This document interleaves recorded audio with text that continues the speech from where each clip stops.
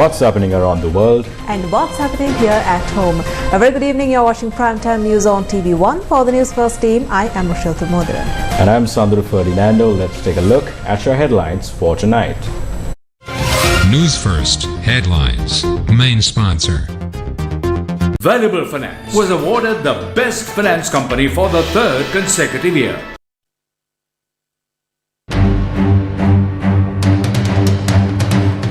Why is the SLPP pushing for general election? ඔය කියන කයිය නායකලාට ගමේ මොකද්ද තියෙන බලය කියලා පෙන්වන්න මහමැතිවරු තියන්න කියලා තමයි අපේ පක්ෂ නායකයෝ ඉඳලා අපි සියලු දෙනාම කියන්නේ.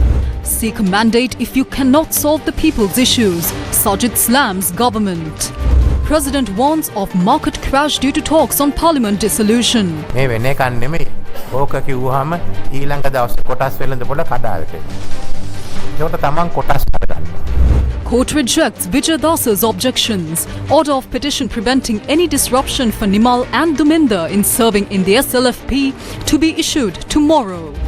Trade unions organize joint protest. Police seek court order to prevent protest. Tense situation near President's office as protesters denounce vehicle permit return for parliamentarians. ජනාධිපතිතුමාට තේරුම් කරලා දෙන්න මේ permit එක දීමෙන් යම් කිසි හරි ජනාධිපතිතුමාට මිනිස්සු ගැන විශ්වාසයක් ඇති වෙලා ඉතින් අපිට විශ්වාසයක් නැහැ. ඒ විශ්වාසය තියෙන මිනිස්සුන්ගේ කඩ වෙන permit එක.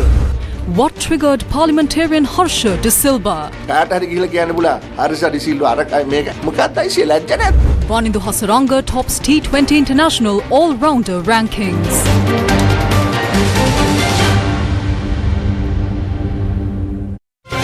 Newsfirst headlines. Main sponsor. Valuable Finance was awarded the Best Finance Company for the third consecutive year. What's the next election? Yeah, top story for tonight. Why is Sri Lanka Podujana Peramuna calling for a general election? D. Veerasinghe expressed views on the matter during a media briefing at the SLFP headquarters. I beg your pardon, at the SLPP headquarters. අපි කැමති මහමැතිවරණයක් අපි ඉල්ලන්නේ මහමැතිවරණ මොකද?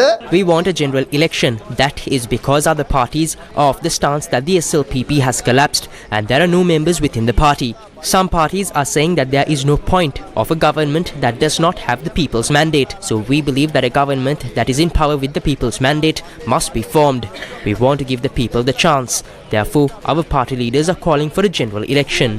අපේ පක්ෂ නායකයෝ ඉඳලා අපි සියලු දෙනාම කියන්නේ. දැන් මේ එක්සත් ජාතික පක්ෂයේ අපේක්ෂකතුමා රනිල් වික්‍රමසිංහ මහතා කියලා ප්‍රකාශ කරනවා.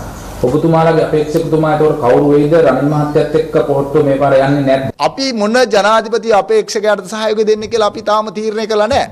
We have not decided our presidential candidate. The party leaders together with the SLPP Politburo, trade unions and others will decide who the right candidate is at the right time. But everyone is now asking for a youth candidate. That is the trending topic. We have a young person on the team. There is no secret about that. Namal Rajapaksa as the national organizer has proved that he can bring all factors and parties together to build and strengthen our party once again. But if you need a senior leader, our party has that too. If you need an entrepreneur, we have that too. If our party decides to support the current president in the future, then we will support him. It is too soon to decide on that. The SLPP might have to make quite difficult decisions for the sake of our people in the future. රටේ ජනතාව වෙනුවෙන් ශ්‍රී ලංකා පොජ්ජන පෙරමුණ ඉතාම අමාරු තීන්දුව අනාගතයේදී ගන්න පුළුවන්. Why is there a push for dissolving parliament and holding a general election? Speaking at the inauguration ceremony of the new court complex in Theldenia, President Ranil Wickremesinghe expressed views on this. He said that the debate on the matter have caused the stock market to crash, followed by manipulation of shares. අපි එකඟ වෙලා තියෙනවා අපනයන පදනම් කරගත්ත ආර්ථිකයක් ගේන්න. We have committed to transitioning to an export-based economy. We have negotiated and agreed on the same set of conditions with the IMF. Some of these reforms are underway, while the major ones have already been introduced. The first, the Central Bank of Sri Lanka Act, has been passed. The second and most critical one, the CEB reforms, are currently being presented. The CEB's losses are a significant burden on the economy. Additionally, 3 more draft laws have been approved by the Cabinet this week and are awaiting Gazette notification. One of these approved laws is for debt control. The second addresses government spending control. The third the Economic Transformation Draft Bill. This is the most significant. This law empowers us to truly transform the economy from import-based to export-based. Starting next week, officials and the central bank will be briefed on these three drafts. All IMF agreed conditions are incorporated. Therefore, adherence is crucial. We cannot back out. If these laws pass, they will be implemented upon the IMF's June meeting. Some claim this is a failure or necessitates Parliament's dissolution. It's not. Such pronouncements caused the stock market to crash, followed by manipulation of shares. When the government denies these rumors, the market recovers. This is why it's not a political issue. It's about profit-driven speculation.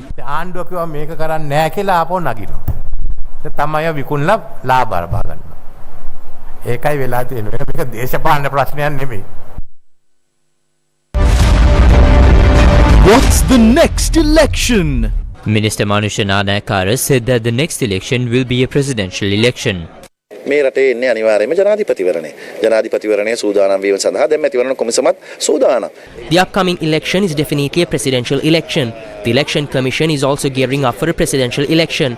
In the next few days, we will be able to see that President Ranil Wickremesinghe will once again become the president of this country as the national candidate, as an independent candidate, as the candidate who can support everyone in the country, as the leader who rebuilt the country, and as a leader who will have the support of all other parties.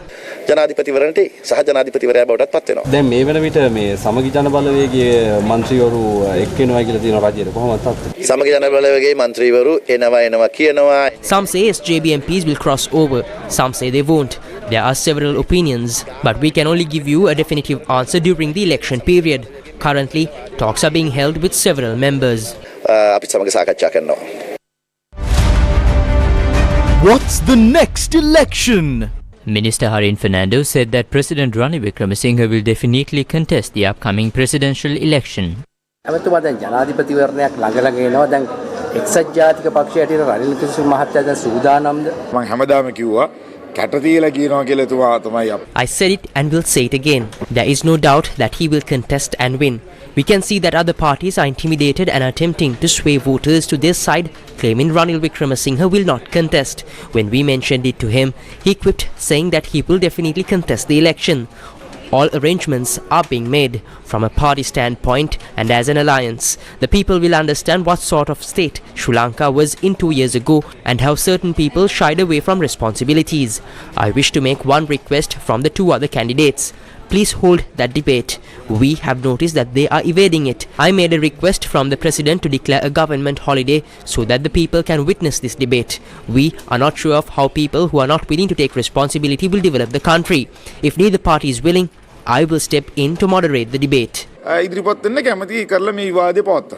මේ විදි පොහොට්ටු අපේක්ෂකෙක් ඉදිරිපත් කරන බලාපොරොත්තු වෙනවා. ඒතකොට ජනාධිපතිතුමා කොහොමද තනි වෙනවද? Ranil Wickremesinghe මහත්මයාට The people have faith in Ranil Wickremesinghe as a leader who revived our country. A large group of the SLPP are of the same stance as well. Even if the SLPP nominates its own candidate, majority of the SLPP support Ranil Wickremesinghe. He has both options. ඉන්නේ රනිල් වික්‍රමසිංහ මහත්මයා එතුමාට මේ option දෙකම තියෙනවා.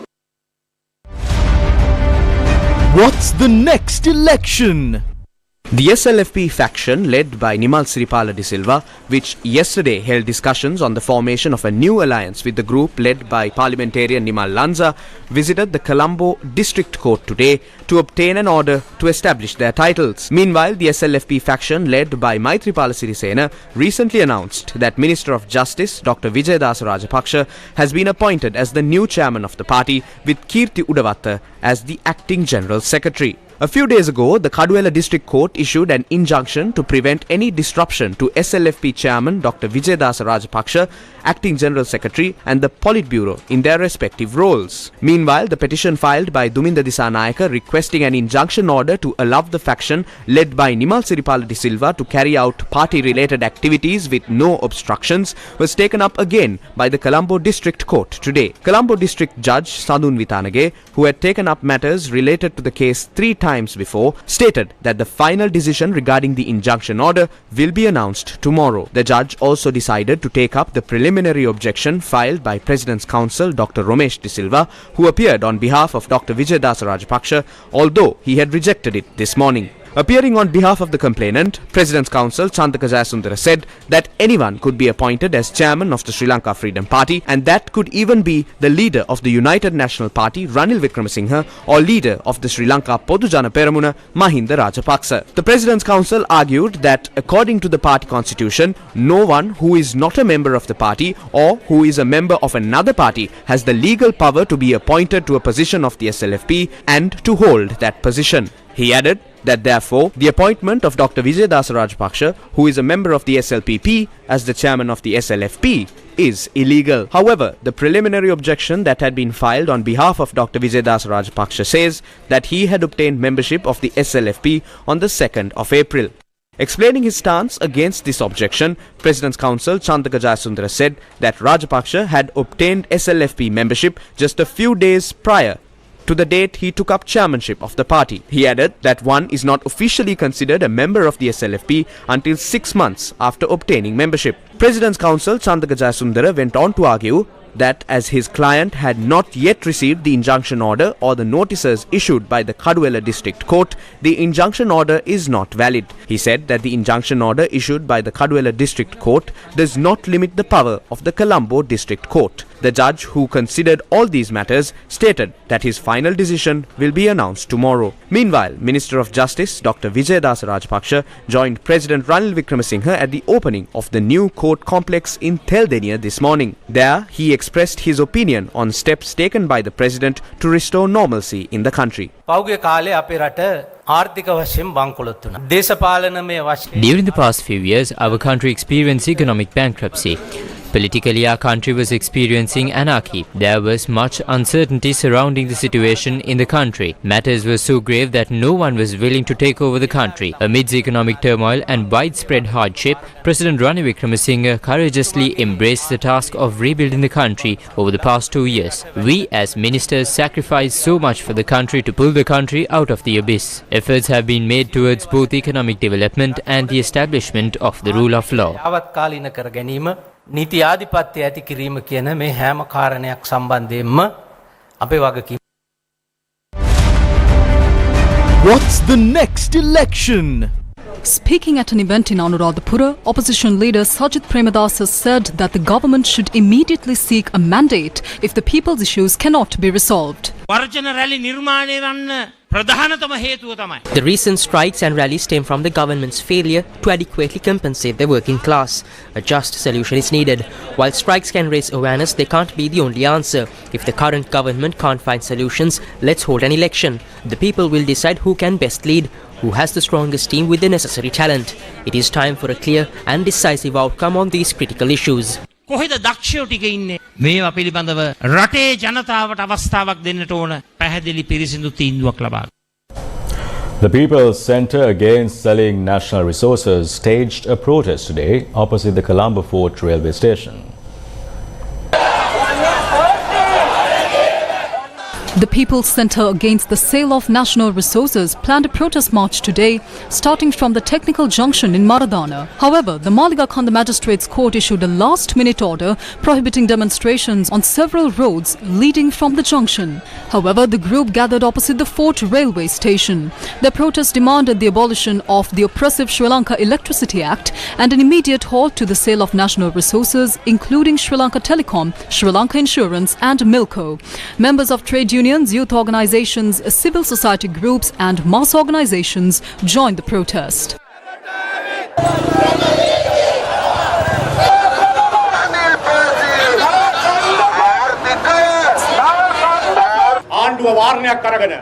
The government has issued an injunction and we respect the judiciary. However, we have a message for Ranil Wickremesinghe, Ranil Rajapaksa and Kanchana Wickremesinghe. In the next 2 to 3 months, this wouldn't be a protest march. It would be a procession. That will not be silenced by police intimidation. That's why we are here today. This is not the first protest against the sale of national resources under Ranil Rajapaksa's rule, and it certainly will not be the last. People are here on the streets of Colombo and are sending a clear message today. We will not allow you who will be gone in a few months, to sell our national resources. This message goes out to all corrupt politicians. We will not allow these bills to pass.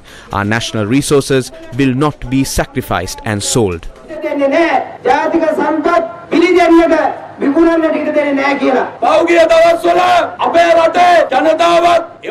Due to poor governance, there have been recent attempts to sell the East Jetty, which sparked a united front between the people of Sri Lanka and port employees.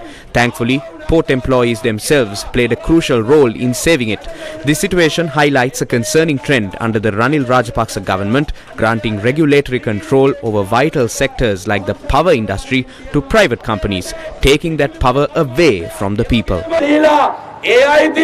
ඒ වගකීමත් රටෙන් බෑර කරන්න ආණ්ඩුවෙන් බෑර කරන්න කටයුතු කරමින් තියෙනවා.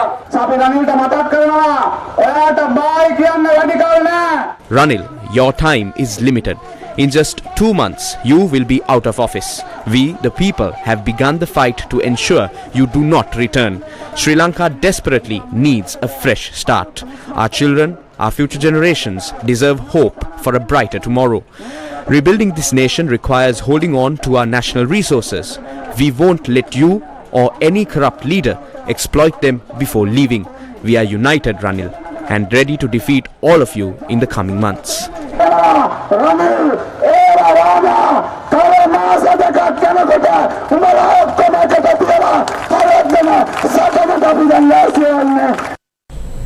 A tense situation unfolded near the President's office this morning during a protest by the Citizen Power Organization against bribery, corruption and waste.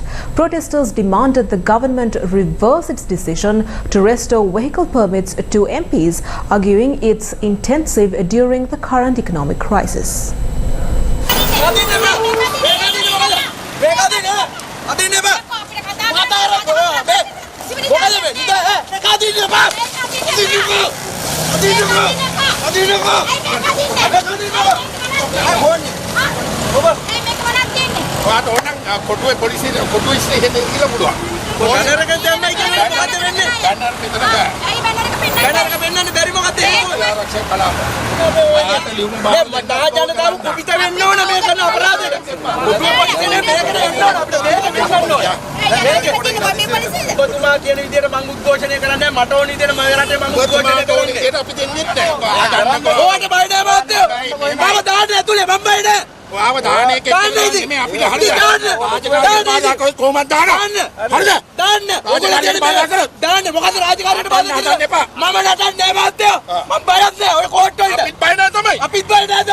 Later, the protesters handed over a memorandum to the President's office.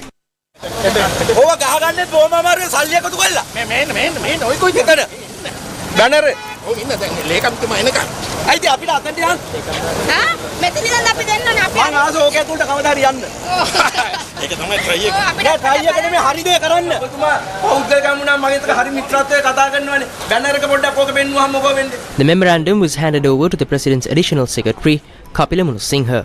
මේමයි පාර්ලිමේන්තු මන්ත්‍රීවරුන්ට රනිල් වික්‍රමසිංහට මේ permit එක දුන්නට වාසියක් වෙන්නේ නැහැ.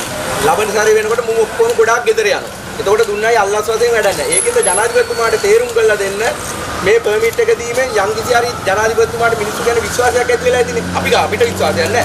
ඒ විශ්වාසය තියෙන මිනිස්සුන්ගේ කඩ වෙන පර්මිට් එක. පර්මිට් එක නැති කරලා නැතිව කරොත් ජනාධිපතිතුමා තව ඡන්ද පොඩ්ඩක් වැඩි වෙයි. මිනිස්සුන්ට කන්න නැහැ, බෙහෙත් ටික නැහැ. මේ බංකොලොත් රාජ්‍යයක මේ පර්මිට් එක දීලා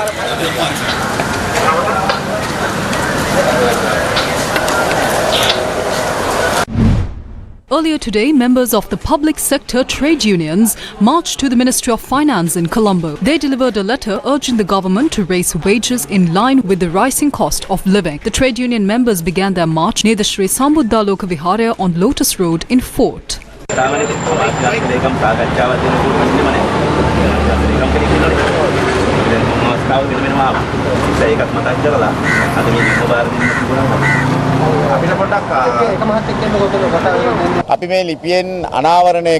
This highlights the severe crisis the public sector employees face due to inadequate salaries. They are under immense pressure, struggling to make ends meet. This situation leads to a brain drain, with talented Sri Lankans seeking opportunities abroad. The consequences are dire. The country's public service is rapidly deteriorating. We believe this decline is being exploited by the government as part of a hidden agenda to sell off national assets. In response to this crisis, we have submitted a formal request to the Finance Minister today, urging an immediate increase of 20,000 rupees to the base salary of all public sector employees.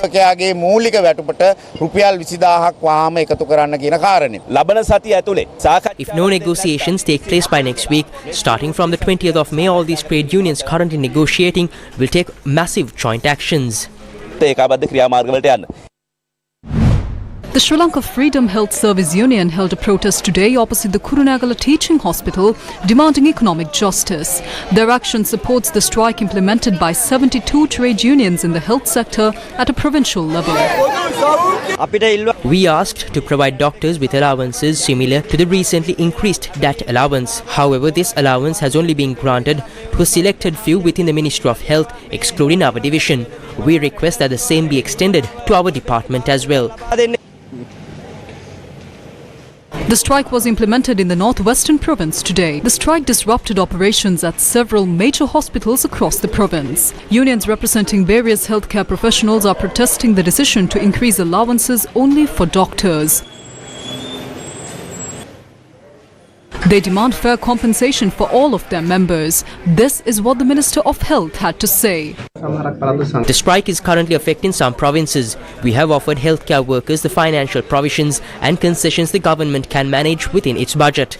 This year, public sector employees received a salary increase of 10,000 rupees. Allowances for health staff have been raised. We have also increased the uniform allowance, adhering to our financial limitations.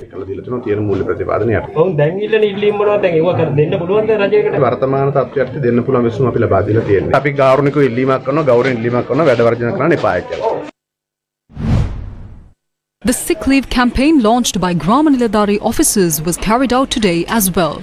The All Island Grama Niladhari Association says that this trade union action will be carried out until next Friday.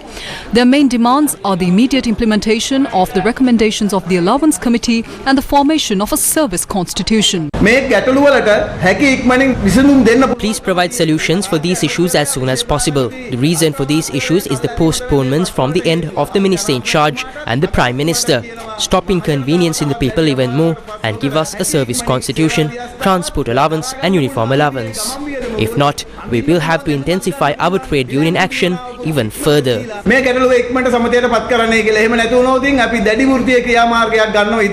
Meanwhile, a program for the general public to inform the problems they face to the President via telemail was carried out in Kandy today. It has been 14 days since non-academic staff at state universities launched a strike, highlighting several demands including a solution to salary anomalies. According to the University Trade Union Joint Committee, non-academic staff will step away from maintenance activities of water, electricity and internet connectivity at state universities from today. As the Trade Union Alliance, we called a meeting last evening. It was decided at the meeting that we will step away from maintenance activities at universities, particularly concerning water, electricity and internet connectivity. Those activities were carried out by us voluntarily until now. But during yesterday's meeting, we decided to refrain from carrying out such duties as well. If there are any breakdowns, we will not be held responsible. We will not intervene either. More than 15,000 non-academic employees commenced a strike 2 weeks ago, citing multiple demands including the provision of monthly bonuses that have been agreed on and reversing a decision made in 2016 to cut salaries by 15%. Meanwhile, non-academic staff held a demonstration opposite the University of Ruhna in support of this strike.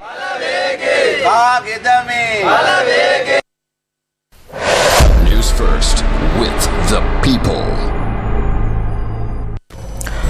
Was Dr. Harad D Silva given funds by the government for various projects? The parliamentarian responded to these allegations today. He pointed out that there is no issue in spending money of decentralized funds for the well-being of the general public. හැමෝම ඉල්ලුවාම මෙව සමහරුන්ට මේ ආණ්ඩුවේ කට්ටියට විතරක් දුන්නා. මම නම් සටන් කරා. කෝට්ටේ ප්‍රාදේශීය ලේකම් එක්ක මිනිමරා ගන්න සයිස් එකට ගියා. Initially, funds were given only to those of the government. I confronted the Kotte Divisional Secretary. I asked him why funds were being given only to a select few. The funds were to be given to the people of Kotte. This is a project implemented using the people's taxes. We have now received the funds. The matter needs to be discussed by the officials. It has been approved for the Kotte area. I will be stepping down from my coordinating duties. Why was this responsibility given to me specifically? Why not to the MP who sits next to me? Is this a mudslinging campaign? However, it does not matter to me. This is not Ranil Wickremesinghe's money. This is the people's tax money. It is not Ranil Wickremesinghe who gave me these funds. Have you got no shame to say things like this? It does not matter if I am in the government or the opposition. We will implement what we came to do. Try and stop us. All this time I kept quiet about these allegations. I hoped that people will develop some discipline over time. Sajith Premadasa does a lot of work. Does he do all that from the government or the opposition? It is very easy to criticize and make allegations. Anyone can criticize. There is a microphone right here. Anyone is free to ask any question. I say ඕන මිනිහෙට විවේචනය කරන්න පුළුවන් mic එකක් තියෙනවා නා. කරලා පෙන්නන්නකෝ. ඕන මිනිහෙට ප්‍රශ්නයක් තියෙනවා නම් අහන්න. හරි මේක ගන්න.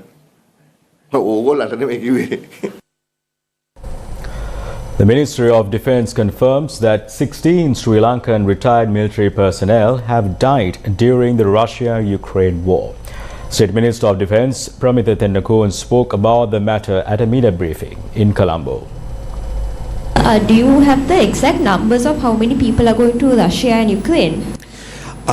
We don't have exact numbers, but so far we have received 288 complaints. So that's the number that I can give out to you at the moment. So I don't want to exaggerate numbers. I don't want to forecast numbers at this moment. Let's see how it goes. Let's see, and in due course I'll be able to give you those numbers. And can't you get the details of the people going to Russia from the immigration itself?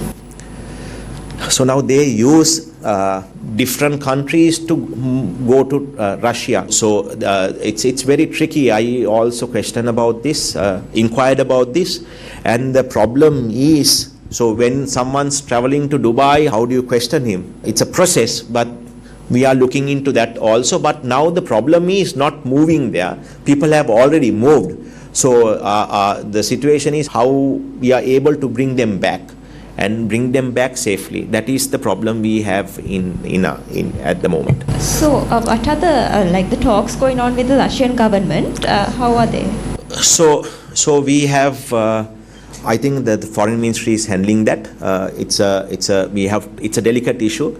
Russia is a very important friend to us. So is Ukraine. So it's a diplomatic process, and I think foreign minister and the foreign ministry is handling that diplomatic process. The people who are in Russia, the visa would have been given by the Russian embassy in Sri Lanka, right? Yes. So, I mean, did you by any chance speak to them and discuss this? So that's what I said. Foreign ministry is handling that. They are in touch with the Russian embassy, Russian mission. So they will get to the bottom of it, and they will try to solve this matter soon. Problem is, we don't see people trying to leave the country at the moment because they have realized the danger. Problem is getting back who are stuck in Russia at the moment. News reports from various areas indicate that retired Sri Lankan military personnel have joined the war between Russia and Ukraine. One such case involves Douglas Senarath Dasanayaka, a resident of Balangoda who served in the Army Special Forces before retiring. He reportedly left for Russia on the 8th of February, stating his intention to join the country's elite security forces. It is believed that a few other retired soldiers also departed with him. A photograph, purportedly taken at the airport at the time, accompanies these reports. Since then, Senarath has informed his family that he would be participating in the Russia-Ukraine war. His last contact with them was on the 7th of April. Since then, no call was received from him. On the 14th of April, a voice clip was received from a Sri Lankan in the military unit he was with. අපි දන්න විදිහට නම් මෙතන අපෙන් ඉන්න තැනින් තමයි එළියට ගියේ. මෙයා එක්ක තව මේ 12ක් මැරුණා.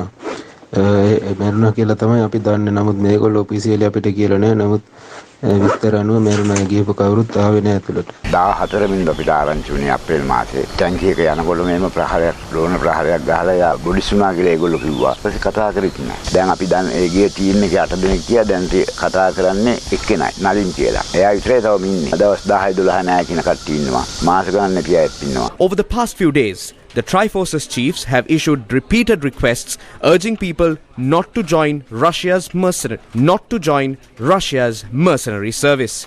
The Ministry of Defence has also established a dedicated hotline to gather information on personnel who previously joined the mercenary service. A comprehensive investigation is also underway. Sri Lanka is planning to set up a small arms ammunition manufacturing unit in the country and is already in talks with India for that purpose.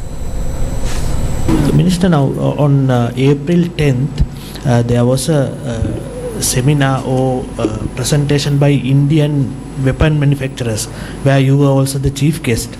Are we by any chance, is the Sri Lankan government trying to buy weapons from India?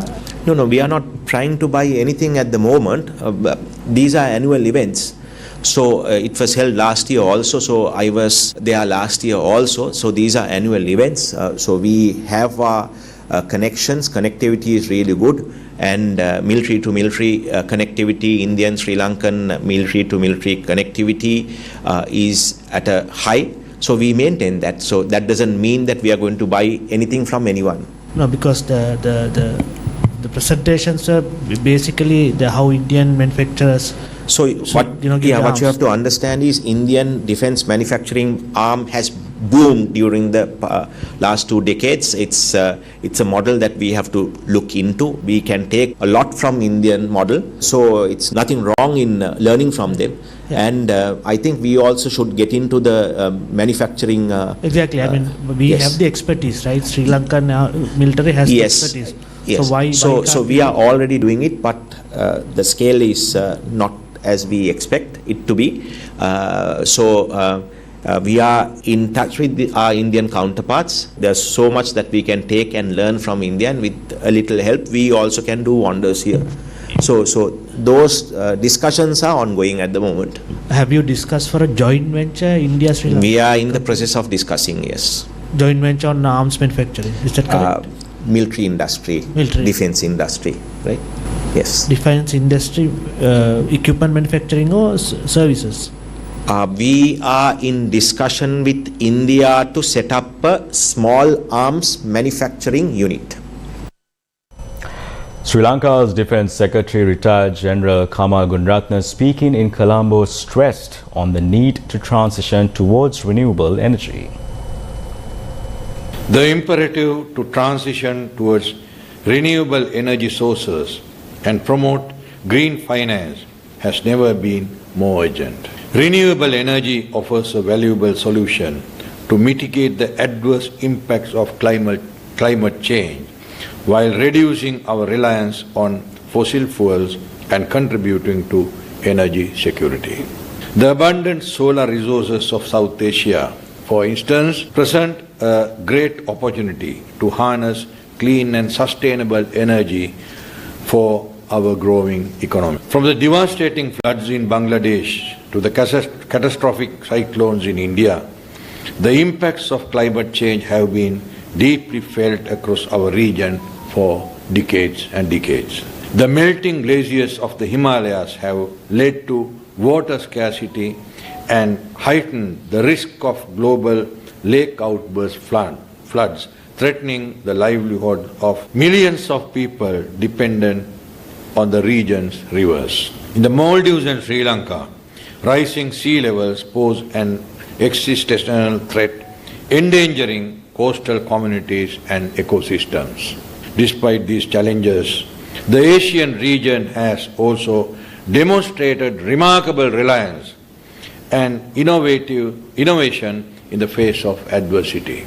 From community-led adaptation initiatives in rural villages to innovative renewable energy projects in urban centers, there are countless examples of local solutions to global problems. However, The transition to a sustainable future requires concerted action and collaboration across multiple stakeholders. Governments, businesses, civil society organizations and academia must work hand in hand to develop and implement policies, strategies and initiatives that promote renewable energy deployment and green finance.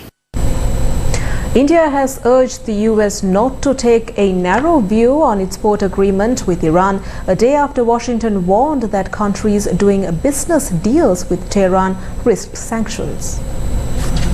Yesterday, India signed a 10-year deal with Iran to develop the strategically important Chabahar port. The US said any country considering business deals with Iran needs to be aware of the potential risks. I will just say, as it relates to the United States, US sanctions on Iran remain in place and will continue to enforce them. Does that mean including against Indian firms potentially?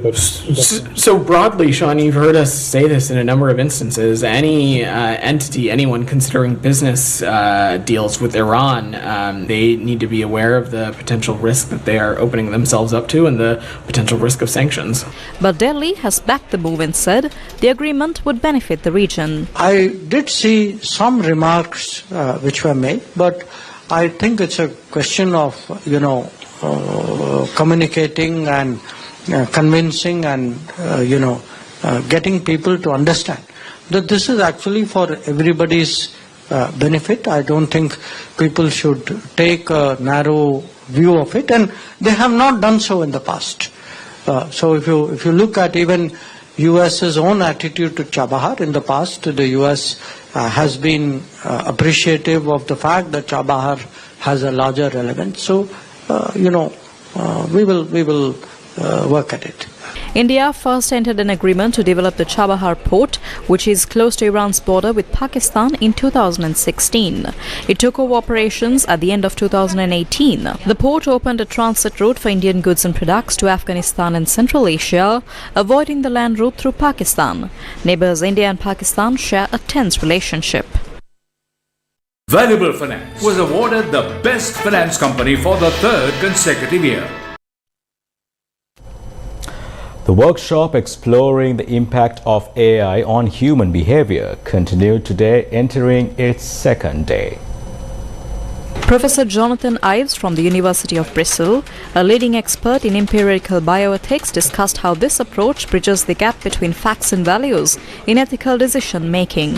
Back in 2009, Bert Molvig and Lucy Frith noted that an increasing number of authors refer to their work as empirical bioethics, yet most of them are not explicit about what they mean, either theoretically or practically. The term empirical bioethics was coined and just used to describe any kind of empirical work that was done alongside ethics. Some of that work is very methodologically challenging and some of it is not. So we might do some empirical work, do a survey, do some qualitative research to understand what people think about an ethical issue, for example. That's a piece of sociology. That's a piece of empirical work. It only becomes empirical bioethics when we use that data that we've gathered to inform our ethical theorizing about what we ought to do. We'll talk about this in a lot more detail later. And the challenge is to determine what role empirical data can play and how it can be integrated into normative ethical reasoning in a way that respects the sound empirical point that facts and values are not distinct in practice, but that also does not fall foul of the is-or problem as defined in philosophical terms. The workshop was held at the National Science Foundation in Colombo.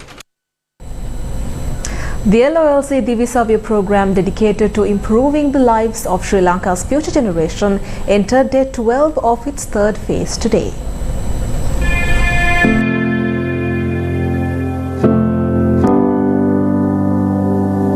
Today's program was centered around the Mahava Education Zone in the Kurunegala district. Under the Divisavya program, exercise books and stationery equipment required for 1 year are distributed free of charge to government schools with less than 150 students.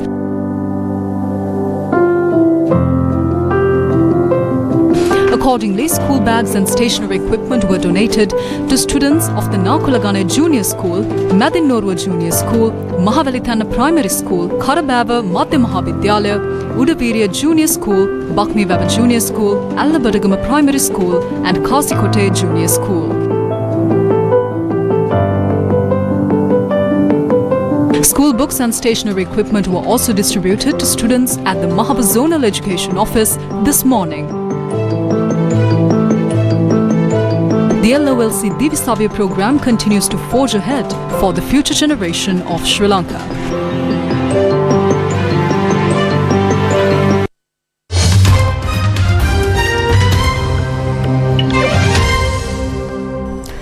Indian Prime Minister Narendra Modi declared assets worth Indian rupees 3.02 crore and revealed that he owns no house or car.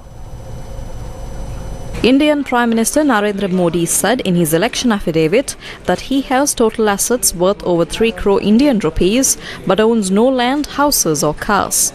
The Prime Minister filed his nomination from the Varanasi constituency yesterday. In the affidavit, Prime Minister Modi had declared total assets worth 3.02 crore Indian rupees, the bulk of which is made up of a fixed deposit worth 2.86 crore Indian rupees with the State Bank of India. His total cash in hand is 52,920 Indian rupees and he has 80,304 Indian rupees in 2 bank accounts in Gandhinagar and Varanasi. In the education section, the Prime Minister had declared that he completed his Bachelor of Arts from Delhi University in 1978 and Master of Arts from Gujarat University in 1983. He has said there are no pending criminal cases against him. Varanasi will vote in the 7th phase of the Lok Sabha election on the 1st of June. Up next is the world today. Slovak Prime Minister Robert Fico has been shot and wounded according to local media reports. Fico was shot in front of a cultural community centre in the town of Handlova, where a government meeting had been held. The Slovak leader has been taken to hospital and his alleged assailant detained by police. Singapore's long-serving Prime Minister Lee Hsien Loong is stepping down, marking the end of a political era for the island nation. After 20 years in power, Lee formally handed over the reins to Deputy Prime Minister and Finance Minister Lawrence Wong today. Since becoming an independent nation in 1965, Singapore only had 3 Prime Ministers, all from the ruling People's Action Party or PAP. Over the weekend, in his final interview as Prime Minister with local media, he thanked the Singaporeans for their support. Israeli tanks pushed deeper into Rafah yesterday, reaching some residential areas of the southern Gazan border city where more than 1 million people have sought shelter, and its forces pounded the enclave's north in some of the fiercest attacks in months. Israel's international allies and aid groups have repeatedly warned against a ground incursion into Rafah, where many Palestinians fled, and Israel says 4 Hamas battalions are holed up. Israel says it must root out the remaining fighters. The dimension of Russia's invasion is dramatically changing in its favor. For almost 18 months, the front lines have been in a state of relative stalemate with occasional, modest Russian gains. But in the space of a week, overstretched Ukrainian troops are struggling to contain the most significant ground offensive since 2022 in the northeastern Kharkiv region. U.S. Secretary of State Antony Blinken's message on a surprise visit to Kiev said that help is on the way. He comes during a perilous period for Ukraine. Diplomatic visits by the country's biggest military backer are not to be dismissed. The handshakes, working lunches and walkabouts typically bear fruit. The approval of a $61 billion military aid package in Washington is the biggest one yet. But a month on, a fraction of it has arrived.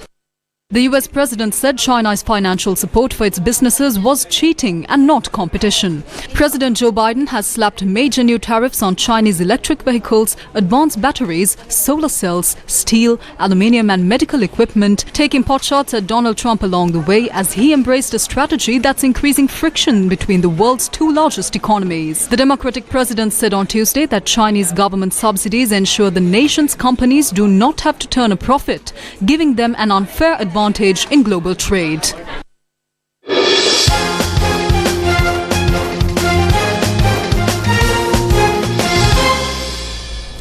Sri Lankan cricket captain Wanidhu Hasaranga has risen to the top of the ICC T20 National Allrounder Rankings.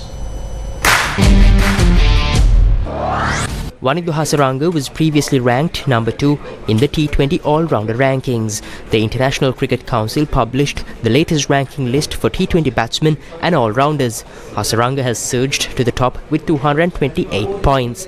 Bangladesh's Shakib Al Hasan is tied with Hasaranga for the lead, both with 228 points. Afghanistan's Mohammad Nabi remains in third place in the rankings. Up next is the Road to World Cup segment.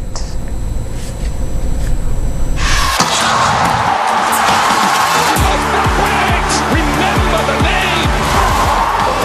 The ICC T20 World Cup. This moment is all that I've been dreaming of. The blueprint of the T20 World Cup trophy, which was presented to the T20 World Cup champions in 2007, was initially designed in Australia. The final touches in designing the trophy was completed in India and then England. It was designed and manufactured by Links of London and is made of silver and rhodium. It weighs approximately 7.5 kilograms and stands 51 centimeters tall with a width of 19 centimeters at the top and 14 centimeters at the base. In the build-up to the T20 World Cup, the trophy tour spans across the globe, reaching all corners of the world. The trophy tour of the ICC Men's T20 World Cup 2024 kicked off in the city of New York, America. Two-time T20 World Cup champion Chris Gayle and USA bowler Ali Khan lit up the Empire State Building in New York to launch the trophy tour for the upcoming tournament. The 9th edition of the Men's T20 World Cup begins on the 1st of June 2024 and will be played across the USA and the West Indies. The ICC T20 World Cup. And with that, we wrap up news for tonight. Thank you for watching. Good night.